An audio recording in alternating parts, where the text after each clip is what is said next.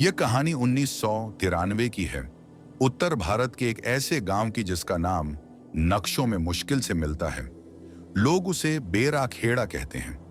एक ऐसा गांव जहां सूरज ढलने के बाद कोई रास्तों पर नहीं चलता और जहां बच्चों को बचपन से सिखाया जाता है कि कुछ सवाल नहीं पूछे जाते। मेरा नाम रवि है और मैं तब 24 साल का था जब पिता की मौत के बाद पहली बार उस गांव लौटा था। बचपन में माँ मुझे वहां से शहर ले गई थी और जाते वक्त बस इतना कहा था कि इस गांव में रातें इंसानों के लिए नहीं हैं। तब मैं हंस दिया था, लेकिन बरसों बाद जब पिता की चिता की आग बुझ चुकी थी और गांव के लोग बिना आंख मिलाए मुझे देख रहे थे, तब मुझे पहली बार एहसास हुआ कि डर हमेशा अंधेरे में नहीं होता। कभी कभी वह लोगों की चुप्पी में रहता है। गांव में दाखिल होते ही मुझे अजीब लगा कि हर घर के बाहर नीम की पत्तियां और राख बिखरी हुई थी, जैसे किसी ने एक ही दिन में सबको वहीं करने का आदेश दिया हो। पिता का घर तालाब के पास था और तालाब का पानी काला था, ऐसा काला कि उसमें आसमान का अक्स भी डूब जाता था। पहली रात जब मैं छत पर सोया तो मुझे लगा कोई पानी में चल रहा है। छप छप की आवाज थी, लेकिन तालाब की सतह शांत थी। अगले दिन मैंने गांव के बुजुर्ग से पूछा तो उन्होंने बस इतना कहा, पानी रात में सांस लेता है। मैं समझ नहीं पाया, लेकिन उसी शाम मैंने देखा कि गांव की कोई भी औरत सूरज ढलने के बाद बाहर नहीं निकलती, और जो निकलती भी है वह अपने बाल खुले नहीं रखती, सब सिर ढककर चलती थी। तीसरी रात मैं सो नहीं पाया क्योंकि घर के आंगन में किसी के बैठकर रोने की आवाज आ रही थी। रोना नहीं, जैसे कोई बहुत थक चुका हो और बस सांसों के बीच सिसक रहा हो। जब मैंने झांक कर देखा तो वहां कोई नहीं था, बस मिट्टी पर गीले पैरों के निशान थे जो तालाब की ओर जाते थे और वहीं खत्म हो जाते थे। मुझे याद आया कि बचपन में एक लड़की गुड्डी थी जो तालाब में डूब गई थी और लोग कहते थे कि उसे किसी ने खींचा था, लेकिन अब जब मैंने पूछा तो सबने कहा कि ऐसा कुछ हुआ ही नहीं। चौथे दिन रात को बिजली चली गई और पूरा गांव अंधेरे में डूब गया। तभी मैंने देखा कि तालाब के बीच एक आकृति खड़ी है, औरत जैसी, लेकिन उसके पैर पानी में नहीं थे, जैसे वह पानी के ऊपर खड़ी हो। उसके बाल खुले थे और इतने लंबे कि पानी को छू रहे थे। वह मेरी ओर नहीं देख रही थी, बस गांव की तरफ पीठ की खड़ी थी। तभी मुझे पीछे से माँ की आवाज सुनाई दी, जबकि माँ को मरे बरसों हो चुके थे। आवाज बोली, मत देख। मैं पलटा तो कोई नहीं था, लेकिन जब फिर तालाब की ओर देखा तो वह आकृति अब पास थी, बहुत पास। उसके चेहरे पर आंखें नहीं थीं, बस खाली गड्ढे थे और मुंह खुला हुआ था, जैसे वह कुछ कहना चाहती हो, लेकिन आवाज भूल चुकी हो। मैं डर के मारे घर के अंदर भागा और दरवाजा बंद कर लिया। पूरी रात दरवाजे पर नाखूनों के खरोंचने की आवाज आती रही। सुबह गांव वालों ने कहा कि शायद हवा होगी, लेकिन हवा लकड़ी पर नाखून नहीं चलाती। धीरे धीरे मुझे पता चला कि इस गांव में हर 10 साल में एक औरत तालाब में खुद डूब जाती है, और हर बार गांव वाले कहते हैं कि उसने ऐसा अपनी मर्जी से किया। लेकिन सच्चाई यह थी कि तालाब किसी को जाने नहीं देता। वह यादें जमा करता है, डर जमा करता है, और जब भर जाता है तो किसी को अपने अंदर बुला लेता है। आखिरी रात मैंने तय किया कि सच्चाई जानकर ही जाऊंगा। आधी रात को मैं तालाब के पास गया। पानी एकदम शांत था, लेकिन जैसे ही मैंने नाम लिया गुड्डी, पानी में हलचल हुई और एक एक करके चेहरे उभरने लगे। गांव की औरतों के, लड़कियों के, सबकी आंखें खाली थीं और सब एक साथ फुसफुसा रहे थे, अब तुम्हारी बारी नहीं, तुम्हें देखने के लिए भेजा गया है। तभी मुझे समझ आया कि पिता क्यों कभी गांव छोड़ नहीं पाए।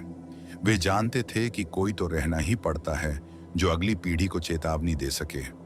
सुबह जब गांव वाले उठे तो मैंने घर छोड़ दिया, लेकिन जाते वक्त मैंने देखा कि तालाब का पानी साफ हो चुका था, जैसे कुछ खा लेने के बाद किसी की भूख शांत हो गई हो।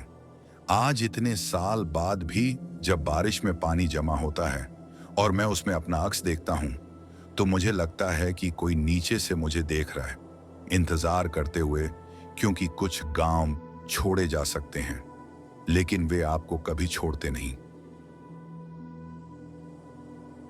यह कहानी 2003 की है, उत्तर भारत के एक छोटे से गांव बरसौली की। एक ऐसा गांव जो नक्शे पर तो मौजूद है, लेकिन जिसके बारे में आसपास के लोग आज भी बात करते समय आवाज धीमी कर लेते हैं। मेरा नाम रवि है और मैं उस समय 12वीं में पढ़ता था जब पिता का ट्रांसफर शहर से गांव के सरकारी स्कूल में हो गया और हमें मजबूरी में बरसौली आना पड़ा। गांव पहली नजर में बिल्कुल साधारण लगता था। कच्चे रास्ते, पीपल का पेड़, एक पुराना कुआं और चारों तरफ फैले खेत।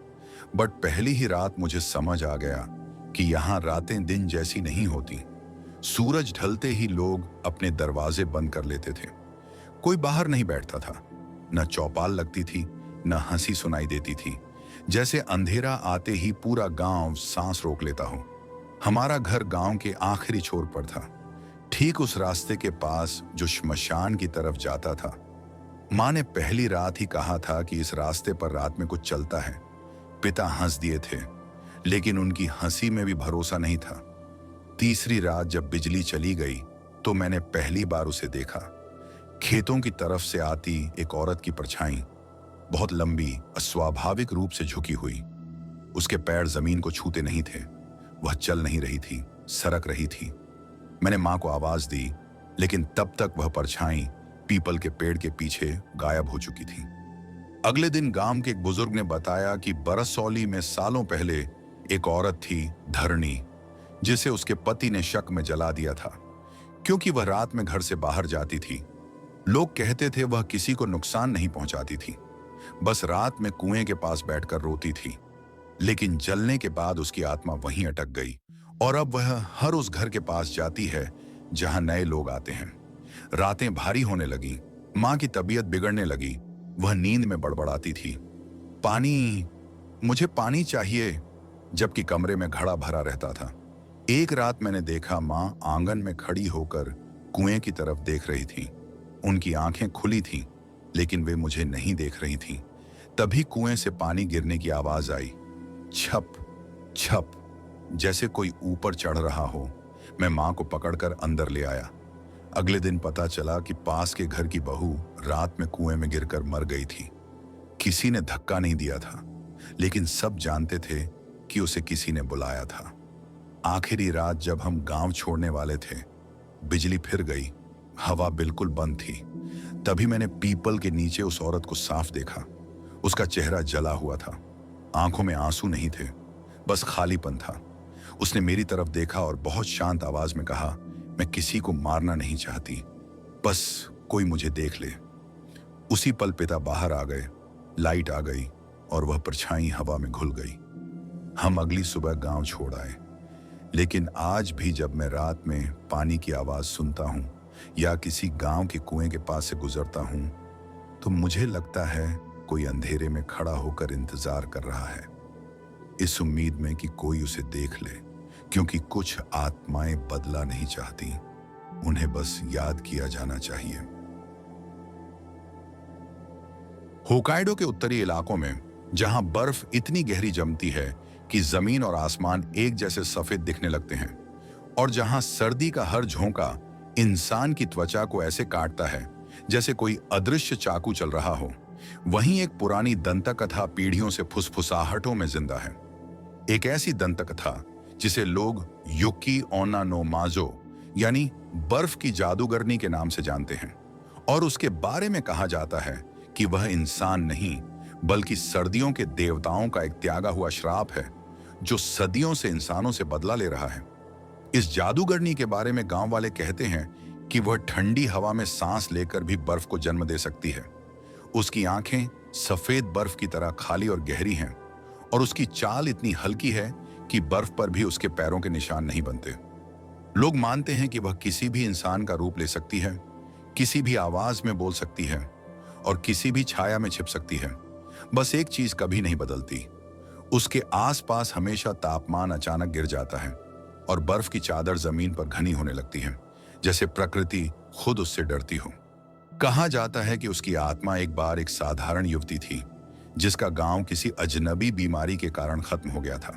सब मर गए थे और वह अकेली बची थी, लेकिन उसने देवताओं से अपने परिवार को वापस लाने की प्रार्थना की, और बदले में देवताओं ने उसे एक ऐसा श्राप दिया जिसने उसे इंसान से कहीं ज्यादा शक्तिशाली तो बना दिया, पर हमेशा के लिए अकेला, ठंडा और अंधकार से भरा हुआ।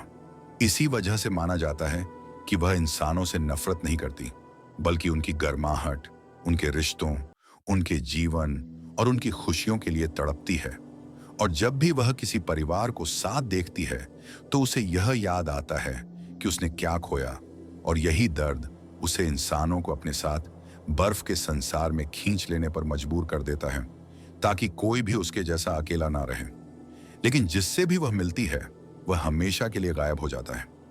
इस कहानी की असली शुरुआत तब होती है जब टोक्यो से आया एक युवा फोटोग्राफर अराता उस इलाके में आता है। उसकी आदत थी कि वह अनदेखी, अजीब और प्राकृतिक सुंदरता को अपने कैमरे में कैद करता था। उसे होकाइडो की बर्फीली घाटियों और पहाड़ी जंगलों की तस्वीरें लेनी थीं, और साथ ही वह सर्दियों की लोक कथाओं पर भी रिसर्च कर रहा था। गांव वाले उससे बार बार कहते रहे कि सर्दियों के चरम समय में पहाड़ों पर मत जाना, खासकर रात के समय नहीं, क्योंकि वहां बर्फ की स्त्री घूमती है। लेकिन अराता एक आधुनिक, तर्कवादी युवा था। उसे लगा कि यह सब ग्रामीण अंधविश्वास है। उसने अपने कैमरे, ट्राइपॉड, एक भारी कोट, कुछ खाने का सामान और एक कैंपिंग टेंट लेकर पहाड़ की ओर यात्रा शुरू कर दी। पहले दिन सब ठीक चला। नर्म धूप थी, बर्फ धीरे धीरे गिर रही थी और हवा इतनी शांत थी कि सिर्फ उसके कदमों की आवाज सुनाई देती थी। लेकिन जैसे ही शाम होने लगी, मौसम अचानक बदलने लगा। हवा तेज हुई, आकाश पर काले बादल मंडराने लगे और तापमान तेजी से गिरने लगा। अराता ने सोचा कि यह सामान्य पहाड़ी मौसम है और वह बारीकी से तस्वीरें लेने में व्यस्त हो गया। तभी उसे दूर बर्फीली घाटी में एक सफेद कपड़े पहने स्त्री दिखाई दी। उसकी चाल असामान्य रूप से धीमी थी, जैसे वह हवा पर तैर रही हो, और उसकी लंबी काली बाल हवा की दिशा के विपरीत उड़ रहे थे। अराता ने सोचा कि यह शायद कोई स्थानीय लड़की होगी जो रास्ता भटक गई होगी। उसने कैमरा उठाया और झूम करके देखा, लेकिन जैसे ही उसने लेंस में देखा, उसे स्त्री के चेहरे पर आंखें दिखाई ही नहीं दी, सिर्फ सफेद खालीपन। उसकी रीढ़ में बिजली सी दौड़ गई। उसने कैमरा तुरंत नीचे किया, लेकिन जब उसने फिर से देखा, स्त्री अचानक गायब थी। पहली रात अराता ने जंगल के एक पुराने, लगभग टूट चुके लकड़ी के घर में शरण ली। भीतर बेहद ठंड थी, पर कम से कम तूफान से बचने की जगह थी।